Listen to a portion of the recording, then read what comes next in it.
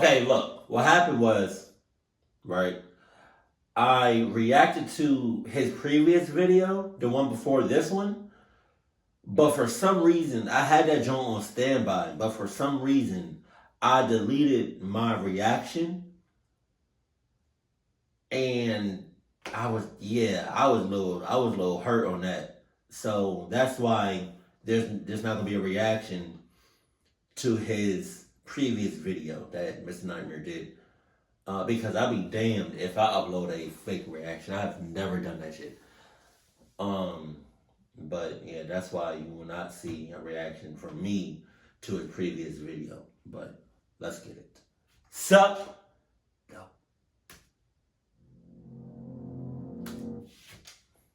Come on, it's a babysitter. Like, I don't trust babysitters at all. Oh my god. Unless you family, but even then, unless you like real close and I've been knowing you for even then, I just don't trust babysitters. I don't know, man. But when they look like that, I cannot.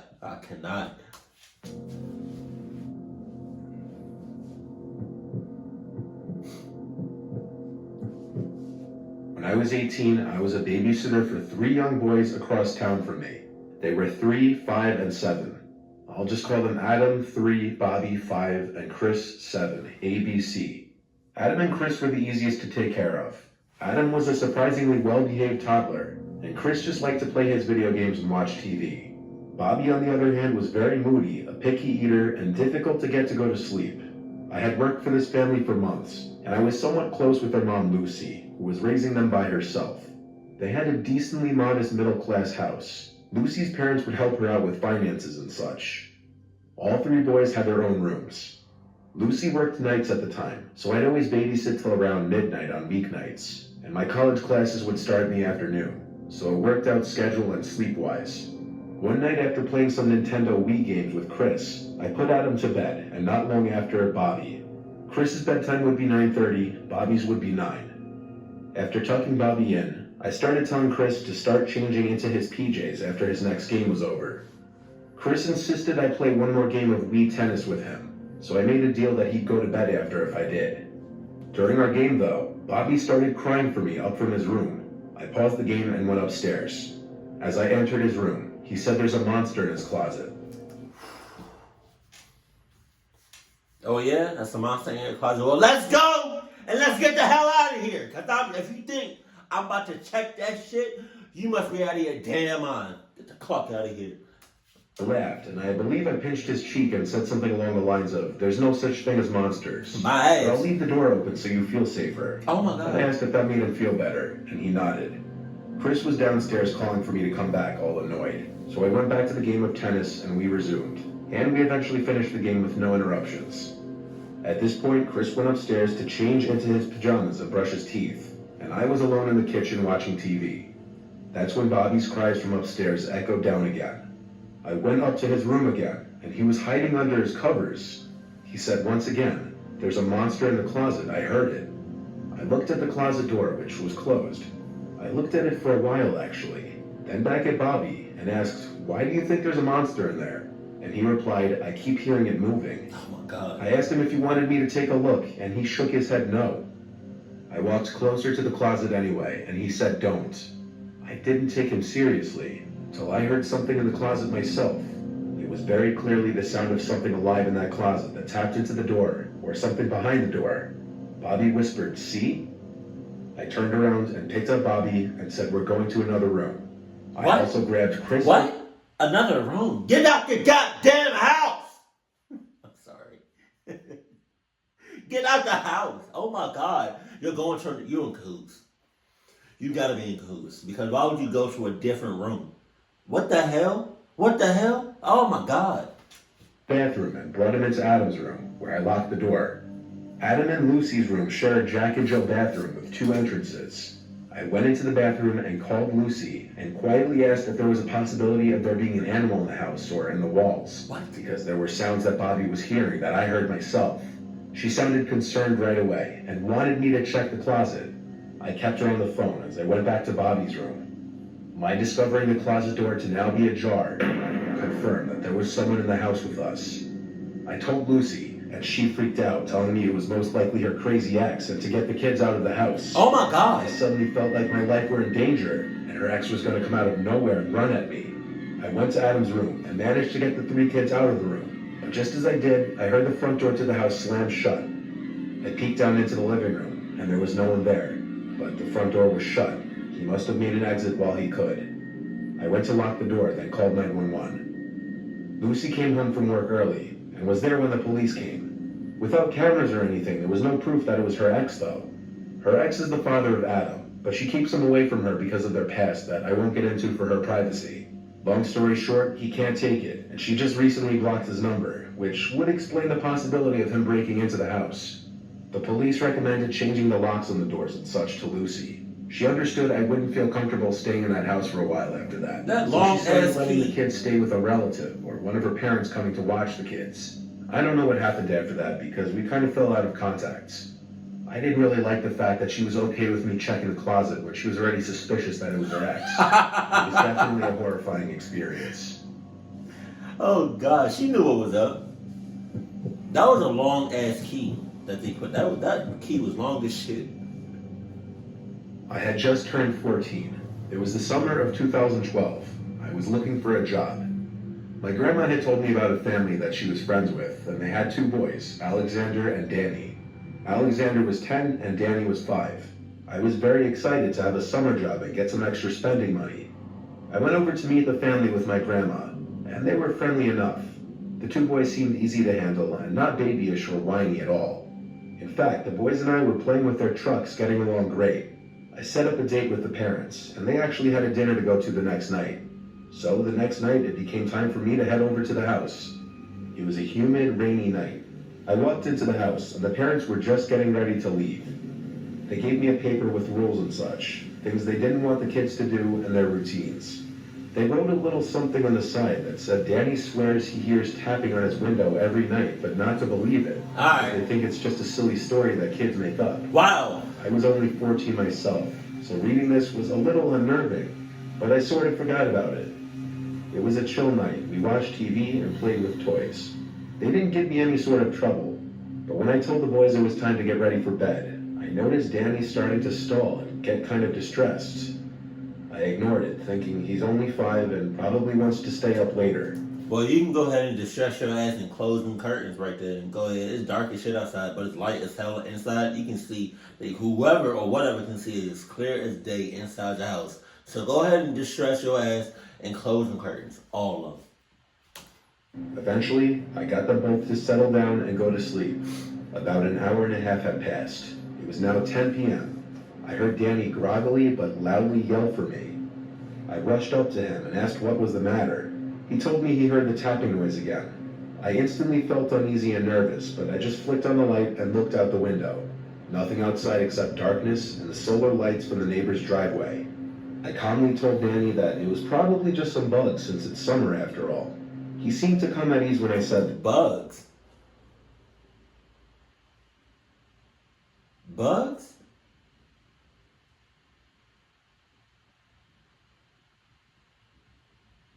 What? Hold on. You didn't just say that. What bugs, you know? What bugs? What bugs, you know, make tapping noises on the roof?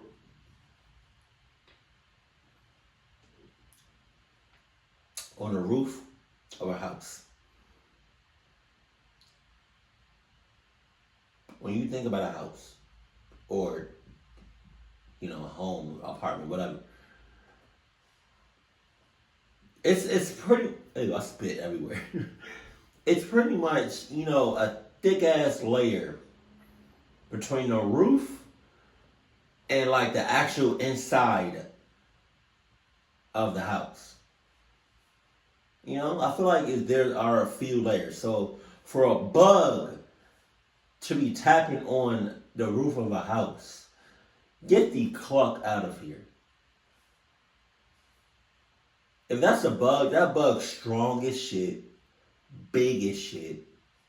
Oh my God. A bug? What bug, you know, be tapping like fucking what? You must live in Australia or something like. South, I ain't mean to, put Australia underneath the bus like that. I'm just saying, like, what bugs, that be tapping, you hear them tapping on the roof of a house. It's a house. And lay back down. As I walked out of the room to shut his door, I heard a faint tap noise against his window. I got the chills as I flicked on the light again and looked out the window. You think it's a bug? Again, nothing. I kept telling myself that it was just bugs flying into the window.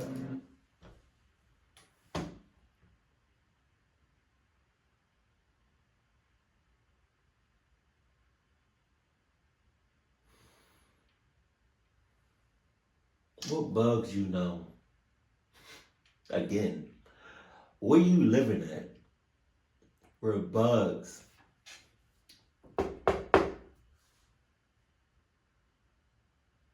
That sounds like a human ass knock. What bugs you know? Where you living at? Where they tapping on a window, on a glass? That surprisingly sounds just like a human knocking. But something deep down told me to do something. Oh yeah? I told Danny not to worry as I opened the window and yelled out, "This is private property, I'm gonna call the police." Moments after I did so, I heard a frantic scurrying into the forest that was across the yard.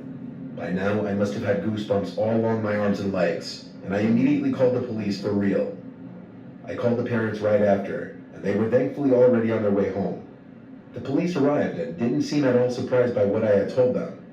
They had gotten other reports in the area for quite some time about some stranger going up to people's windows at night, looking through them and tapping on them. They said they got calls telling them the same thing almost every week. Danny's parents just never believed him and I guess took it as some little kid's story or imagination. Wow. It turned out to be very real. They searched the whole neighborhood and never found the person. After that night, I told the family in the nicest way possible that I didn't feel comfortable watching their kids anymore. And I still think to this day what would have happened if anything went differently. Like, God forbid, the window was unlocked or open. Maybe sometimes parents shouldn't just brush whatever their young children say as just their imagination. I'm saying! That's all I'm saying. What are you talking about? I'm the only one in this house, and I'm against. This happened when I was 8 years old, and my little sister was 6. It's a memory that's kind of scarring, to the point that I just remember it so vividly, even as an adult, and it's something that stayed with me. Our parents hired a one-time babysitter for this weekend that they'd be away on a couple's trip. It was some 16-year-old boy that responded to an ad that my mom posted in the public library. He happened to go to the high school that my parents went to, so I feel like they felt a safer connection with him. He was watching us for 3 nights from Thursday to Sunday. His name was Nathan. I don't know his last name. If I did, I'd say it. Most of the first night is a blur. I was only 8 after all. I remember not much other than playing Ratchet and Clank on my PlayStation in the basement all night because I was obsessed. Same thing the next day, on Friday. I was playing Ratchet and Clank for so long that I guess Nathan came down to build a rapport with me and asked to play with me. He told me he also liked the game, so we played multiplayer versus mode. From what I remember, I actually was having fun and started to like Nathan. The next day, I had my friend Zachary over and we played soccer in the backyard, which Nathan volunteered to ref for as he came outside with my little sister. Basically, he was a completely normal-seeming dude for my 8-year-old mind. Zachary left not long after we all ate the pizza that Nathan ordered with the money I assume my parents left for food. That night before going to sleep, I was playing on my DS in bed, when Nathan came in and asked if I wanted to play more video games, and I'm sure I respectfully told him I'm tired. He would leave as expected, but that's not where this ends. I always was a heavy sleeper as a kid. Not anymore, but when I was 8, waking up in the middle of the night wasn't a regular occurrence. So waking up in my pitch black room was definitely a weird thing to happen that night. I remember flipping on my side after hearing my door closing. I looked across the room towards the door, and as my eyes adjusted to the dark, I saw someone standing in the corner of the room. And before I could digest what was happening and scream or react in any way, I heard Nathan go shh and whisper, "It's me." I didn't respond, but then he slowly got closer to my bed, pulled the covers off of me, and I swear he was about to get in the bed before I screamed stop or something along those lines, and he froze. I got out of bed and left the room. I went to my little sister's room, took a blanket from under her bed, and laid on the floor shaking, feeling extremely confused and uncomfortable. The whole next day, I didn't see Nathan. I knew he was in the house because he fed my little sister breakfast, but I knew he was avoiding me now. I couldn't exactly call my parents because I didn't know either of their cell phone numbers. It was a weird long day of me staying in my room and playing games with my little sister. Nathan never came in once. That night, I couldn't sleep for obvious reasons, and I don't know how much time passed before hearing my door creak open again. This time I didn't look up. I laid there until I heard the door close, and then a few moments of silence later, I looked up to the door, but he wasn't there this time. I turned on the lamp to confirm this, but even at 8, I knew he was creeping around again, and I wanted to go to sleep in my sister's room to protect her in my mind. I got up and took my pillows and blanket to my sister's room, and lo and behold, Nathan was already halfway towards my sister's bed in the pitch black room. I yelled at him to get away from her, and he told me to calm down, he's just checking on her. He hurried out of the room, and I locked the door. That was the last time I ever saw him. The next morning, I woke up on my sister's floor and told her let's play games in her room until Mom and Dad get back, which was early in the day, thank God. We heard our parents get home and talk with Nathan outside, but we didn't leave her room until he was gone. My parents asked me why I slept on her floor. I don't remember what I said, but I know I didn't tell them the real reason. In fact, I never did. I regret it often, not telling them all those years ago, so that Nathan guy would get in trouble. I'm scared because of me, he might have actually at some point successfully hurt a child. It's sadly something I kept bottled up my whole childhood. Wow. Simply because I felt too embarrassed and awkward to tell anyone. Oh my God. If y'all don't know by now, if something seems out of place, if something seems not normal, if something seems off, if the vibe is off, if it's weird, if that, you know what I mean? If anything is off, you either do something about it or you tell somebody so they can do something about it. Please. Because if you don't, somebody's going to get hurt. Somebody's going to get messed up, get traumatized, get violated. You know what I mean? Something's going to happen if you don't speak up. Oh my God. Holy shit. See, and it's not just babysitters either, but like, you know what I mean? Unless you got cameras in the house and outside the house, man, babysitters, I don't trust that shit. I never did.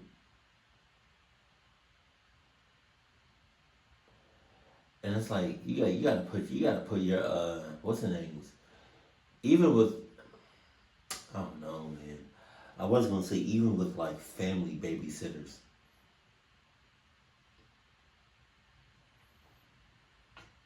Nobody's safe. Nobody's safe. And I'm sorry to say, but nobody is not safe. It's a babysitter. Like, let me know if you all believe like babysitters, if you still use, if you ever use babysitters, if you use babysitters now, like, I just don't trust them at all. Especially babysitters that's like off of Craigslist or like them online junks or like a stranger babysitter. Man, take me with you either to work, vacation, you know, to a party. Take me with you, please, because I'll be damned if something happens because of a babysitter. Get the fuck out of here. Keep it cool, keep it classy, and I love you. Stay happy, my family.